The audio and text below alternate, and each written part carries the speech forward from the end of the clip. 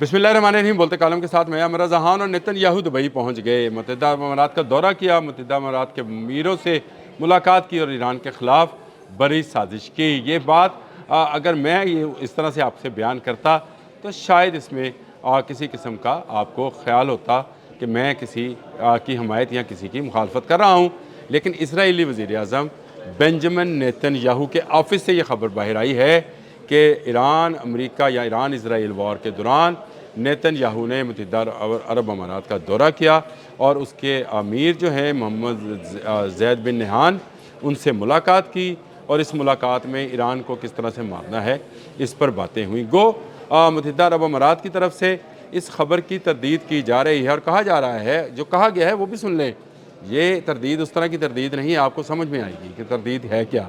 तरदीद ये है कि हम इब्राहिम अकॉर्ड के जो हैं रुकन हैं और इब्राहिम अकॉर्ड को मान चुके हैं, इसलिए हमारे इसराइल के साथ तल्लकात हैं। लेकिन नेतन्याहू के आने की खबर जो है इसमें कोई सदाकत नहीं। पहली बात, इसराइल के साथ तल्लकात हैं, इब्राहिम अकॉर्ड को मान चुके हैं, दोनों भाई भाई बन चुके हैं। इब्राहिम अकॉर्ड का मतलब क्या है?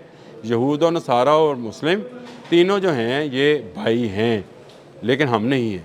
ये यहूद और नसारा हमेशा से हमारे दुश्मन हैं। हमारे नबी हमें तालीमात देकर गए हैं, जिनके भाई हैं वो निपटें इससे। लेकिन ये कहा गया है कि इन्होंने दौरा दुबई किया, नेतन्याहू ने ईरान के ख़िलाफ़ पूरी साजिश की और ईरान ने इस पर जो है कहा है कि वो नहीं छोड़ेंगे, किसी तौर पर भी इस गठजोड़ की माफ़ी नहीं है। ईरान का बयान भी आ गया है, कहीं लिखा गया है ईरान स्लैम्स दिस मीटिंग और कहीं लिखा गया है कि इस गठजोड़ की माफ़ी नहीं दी जाएगी। ईरान ने सख्त रद्द-ए-अमल दिया है और मैं आपसे इतने दिनों से जो ये बात कह रहा था, आज तीसरा हफ्ता शुरू हो गया है, मैं आपसे ये बात कह रहा था कि इसराइल और अमेरिका इस जंगबंदी और मुज़ाकरात की खेल में जंग को उठाकर मुत्तहिदा अरब अमारात में लाए हैं। अब आपको मेरी इस खबर की तस्दीक जो है हो रही है कि नेतन्याहू ऑफिस से यानी वज़ीर आज़म ऑफिस से ये किसी आम मीडिया हाउस से खबर आई होती तो मैं ये कहता कि शायद उस मीडिया हाउस का बायसनेस है। मेरे जैसा कोई शख्स जो है ये खबर आप तक पहुंचा रहा होता तो आप कह सकते थे कि इसकी हमदर्दियाँ ईरान के साथ हैं या अमेरिका के साथ और इसराइल के साथ इसकी हमदर्दियाँ नहीं हैं। लेकिन इसराइली वज़ीर आज़म के ऑफिस से अगर ये खबर निकल कर आई है तो इस खबर की सदाकत का आप खुद अंदाज़ा कर सकते हैं।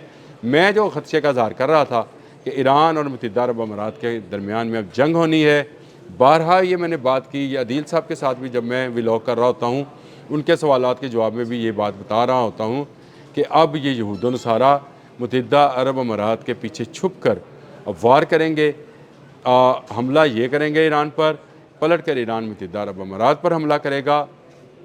पैसा जो है इन अमाराती जो अमीर हैं इनका लगेगा, यानी पैसा इनका होगा।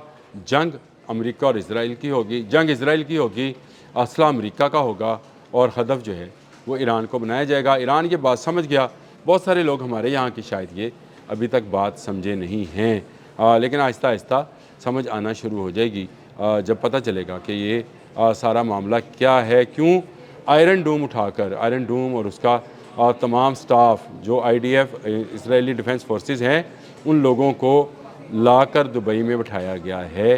कैसे बिठाया गया है दुबई और अबू धाबी में, क्यों बिठाया गया है? फिर इसके बाद वो जो एंटी ड्रोन टेक्नोलॉजी है वो लेकर नेतन्याहू जो हैं वो मुत्तहिदा अरब अमारात पहुँचे हैं और उन्होंने वहाँ पर उसको भी इंस्टॉल कर दिया है और कहा है कि अब आने वाला मिसाइल या ड्रोन जो है उसको रोकना इसराइल का फ़र्ज़ है, यानी एक ऐसा गठजोड़ है। और इसके अलावा मैं आपको ये ख़बर दे चुका हूँ कि अमेरिका अपने बैलिस्टिक मिसाइल्स की एक बड़ी खेप, हाइपरसोनिक बैलिस्टिक मिसाइल्स की बड़ी खेप जो है मुत्तहिदा अरब अमारात में पहुँचा चुका, जहाज़ पहुँच चुके। अब के एयर स्ट्रिप्स जो हैं वो मुत्तहिदा अरब अमारात की इस्तेमाल होंगी, नहीं होंगी तो सऊदी अरब की नहीं होंगी और इराक़ की एयर स्पेस जो है वो इस्तेमाल नहीं की जाएगी, क्योंकि वहाँ पर इसराइल का खुफिया अड्डा ऑलरेडी जो है रिवील हो चुका, यानी उसको दुनिया के सामने पेश कर दिया गया कि ये खुफिया अड्डा था, ईरान ने उसका निशाना बांध लिया। अब सारी की सारी जंग जो है ईरान और मुत्तहिदा अरब अमारात के बैन होगी। जब ये पूरी कशीदगी जो है ख़त्म होने की बात हो रही होती है, जब ये एक ऐसा मौका होता है कि नज़र आता है कि ये मुज़ाकरात कामयाब हो रहे होंगे, अमेरिका के सदर जो हैं वो चीन पहुंच गए और चीन के शी जिन जो हैं उनको राज़ी कर लेंगे कि आप अपने हमज़ को खाली करें, मैं ईरान से रिक्वेस्ट करता हूँ कि वो भी तजारत खोले ताकि दुनिया की तजारत चले। ऐसे में जैसे ही अमेरिकी सदर जो हैं वो उतरते हैं बीजिंग में, वैसे ही नेतन्याहू ऑफिस से ये ख़बर सामने आ जाती है कि नेतन्याहू तो मुत्तहिदा अरब अमारात का दौरा कर चुके हैं और जंग की हिकमत अमली तय कर चुके हैं ताकि अमन ना हो।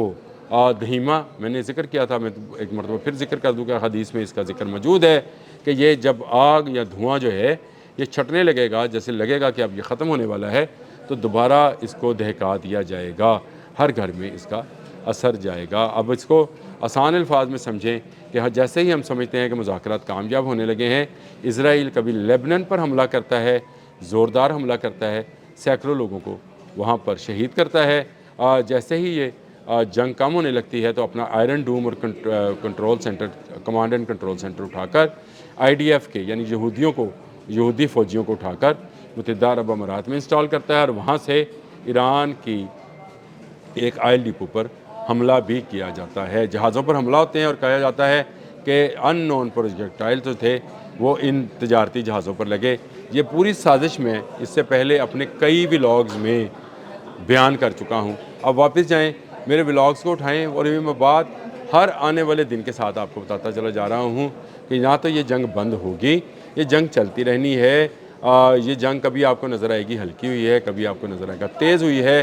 अब देख लें इसराइल के वज़ीर आज़म ऑफ़िस से, जब ये प्राइम मिनिस्टर ऑफ़िस से ये बयान जारी हुआ है तो इसकी तरदीद क्या अमाराती मानी जाएगी? मुझे सिर्फ छोटी सी बात बता दें, जो ख़ुद इस बात को तस्लीम कर रहे हैं कि अब्राहम अकॉर्ड के तहत वो इसराइल के साथ तल्लुकात रख रहे हैं और इब्राहिम अकॉर्ड में कहा यह गया है कि ये तीनों मज़ाहिब जो हैं ये जो हैं भाई हैं, तीनों अलहामी मज़ाहिब हैं, तीनों भाई हैं और तीनों एक दूसरे का दिफा करेंगे, यहूद, नसारा और मुस्लिम।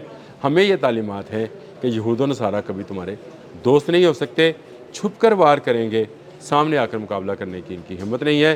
सामने आया तो अमेरिका जैसा मुल्क भी ईरान के हाथों मार खा गया, ये कभी नहीं हो सकता। इस तरह की मामलात जो हैं छुपे रहें।